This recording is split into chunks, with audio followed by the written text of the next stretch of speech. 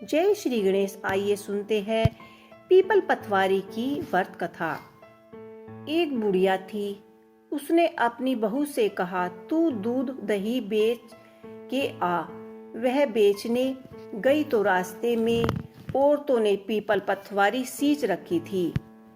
उसको सींचता देखकर बहू ने पूछा कि तुम यह क्या कर रहे हो? औरत बोली कि हम पीपल पतवारी सींच रहे हैं, इससे अन्न और धन होता है। 12 वर्ष का बिछड़ा हुआ पति भी वापस आ जाता है। बहू बोली, ऐसी बात है तो तुम पानी से सींच रही हो, मैं दूध से सींचूंगी। गुजरी बहू रोजाना दूध दही बेचने नहीं जाती, वह रोजाना दूध को पीपल पतवारी में और दही को पतवारी में सींचती। सास दही दूध का दाम मांगती तो कहती, महीना पूरा होने पर लाकर दे दूंगी। कार्तिक का महीना पूरा हो गया। पूर्णिमा के दिन बहू पीपल पतवारी के पास जाकर बैठ गई। पतवारी ने पूछा, तुम मेरे पास क्यों बैठी हो? बहू बोली कि सास दूध दही के दाम मांग रही है। पीपल पतवारी बोली कि मेरे पास क्या दाम रखा है, ये भरा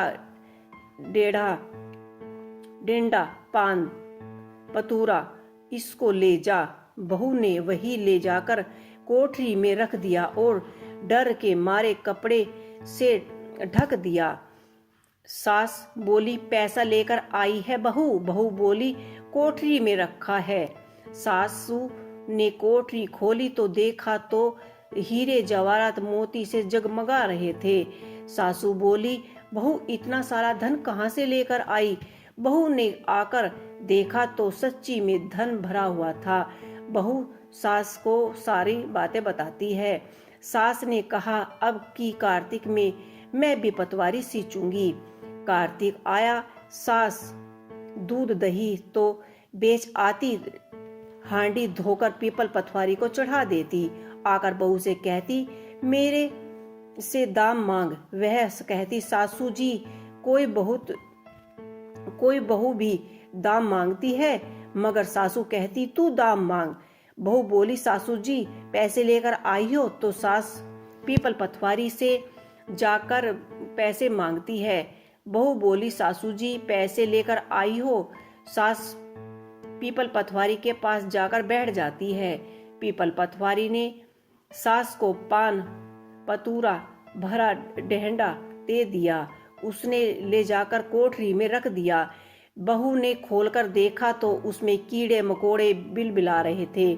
बहू ने कहा, सासू जी ये क्या है? सास ने आकर देखा तो बोलने लगी, पीपल पतवारी बड़ी दगाबाज पटपीटना है।